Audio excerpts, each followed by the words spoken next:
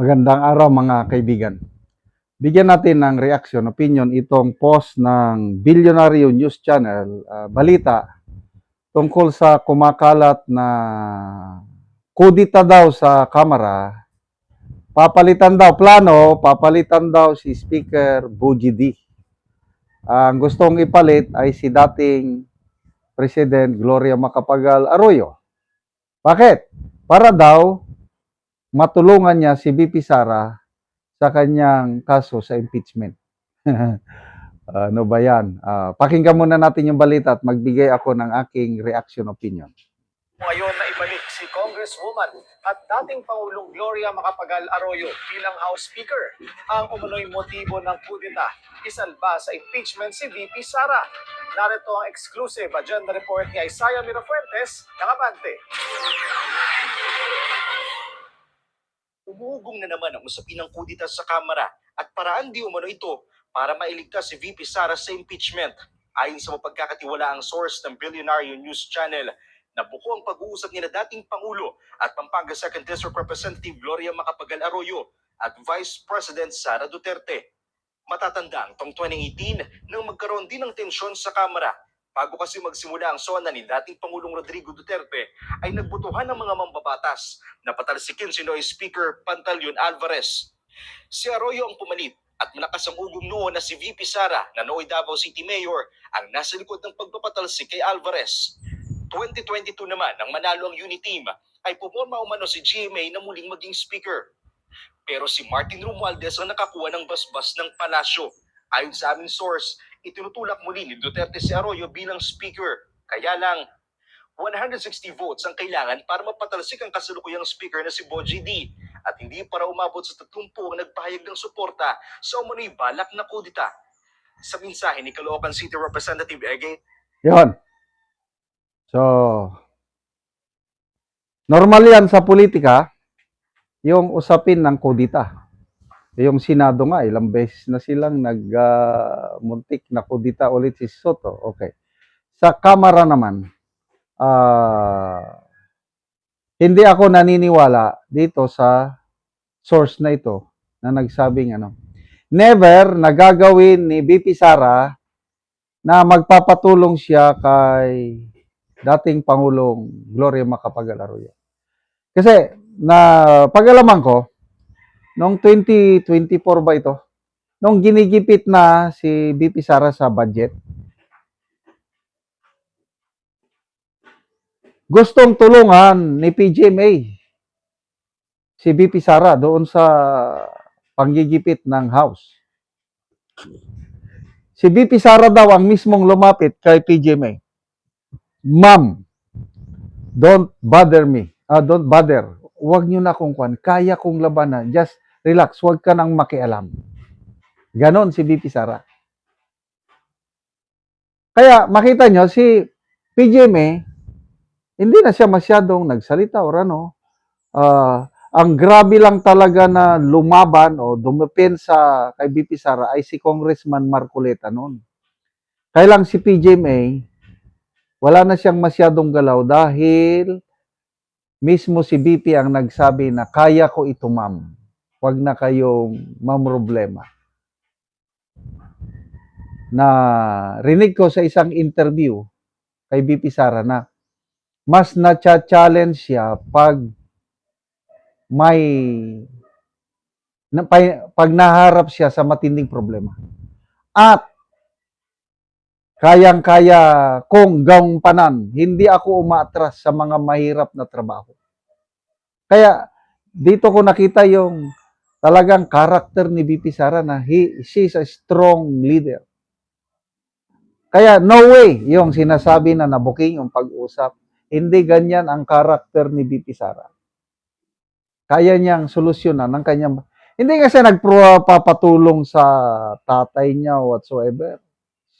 Hindi nga niya nakinig sa tatay niya kasi kung nakinig lang siya kay Tatay Digong noong 2022 na tumakbo siyang presidente, wala na sanang problema ngayon. Presidente si VP Sara ngayon. Kaya lang hindi siya nakikinig.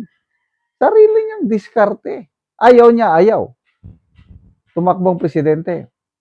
Kaya lang, doon lang siya nagkamali nung pumayag siya na tumakbong Vice President, inendorse niya ang isang kandidatong BBM. Kaya tayo nagkakalukulo. So, this is not true. Wala yan. Imposible. Kasi, anong kapangyarihan ni PGMA? Wala, hindi naman siya close kay Marcos. Doon lang, maliban lang sa parang magkamag-anak daw, si PGMA at saka si First Lady Lisa Araneta. Yun lang. Kailang power ni PGMA, control sa mga kongresista, wala. Control sa budget, wala. Kasi, yung impeachment na yan, naniniwala ako kay Congressman Toby Chanco, kailangan yan ng padulas. Katulad nangyari last year, may pondo. Anong pondong hawak ni PGMA? Wala. So, paano siya tutulungan ni BP Sara? Plus the fact na handang-handa ang defense team ni BP Sara, gustong-gusto na nga ng defense team na aakyat na si Senado ang impeachment para magkaroon na ng trial. Problema lang itong Committee on Justice na sumusobra na, nag-aabuso na sa kapangyarihan. Kaya napilitan ang defense team ni BP Sara na mag-petition sa Supreme Court para i-stop nila itong fishing expedition na ginagawa. So, kudita, wala. Bujidi pa rin yan. Gusto kong mangyaring kudita doon sana sa Senado. Kailang hindi natuloy. Kailan ba magkukudita sa Senado? I don't know kung kailan. Kailang, hindi daw nakakasigurado itong si Senator Soto. Kasi nga, konti lang ang lamang nila.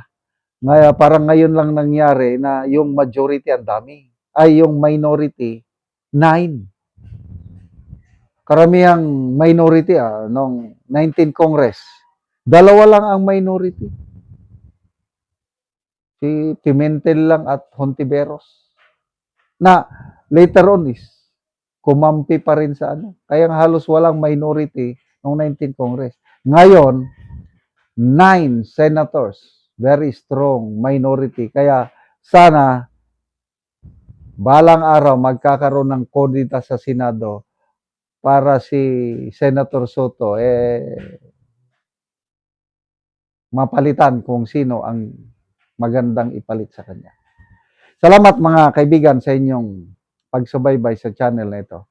Nakakatulong kayo ng malaki sa tribong Talandig ng Bukidnon dahil ang income natin sa channel na ito is pantulong sa tribo. Namimigay tayo ng libreng yero at pako para makapagpatayo sila ng mas maayos na tirahan. Panoorin niyo ang video nito. So, mo ni si nanay mataga no gyero.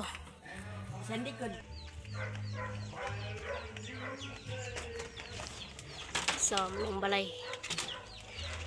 Nanay. Dino. Dako ko gid ko salamat sa tagaan ko. So, tanaw na mo ang kuan tagaan si nanay og gyero. Salamat siya. So, diri sa sulod, so mo ni ang kahimtang.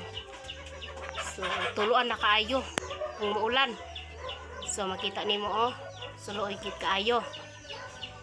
So, basta gitagaan nato sila gyero aron mapulihan ang ilang ato.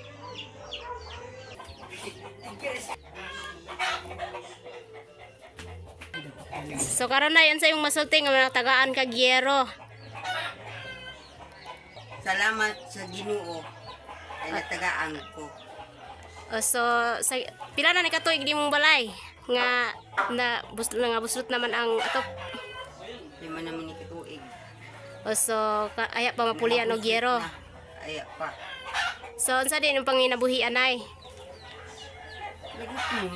So, mag-uuma lang mo. Mag-uuma. So, pila imong edad nay? Sa 58 na. So, senior na di ay kanay. Napakaiba na nay. Naa. Na kay anak. Naa. So, pila ka buki mong anak nay? Isara. So, isa rin mong anak.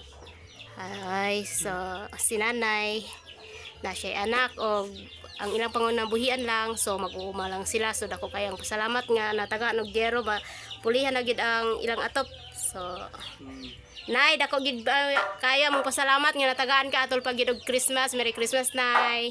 Merry Christmas. Salamat kayo. So dako kayong pasalamat kay makapuli na gid og gero si nanay. Sige nay, salamat pod.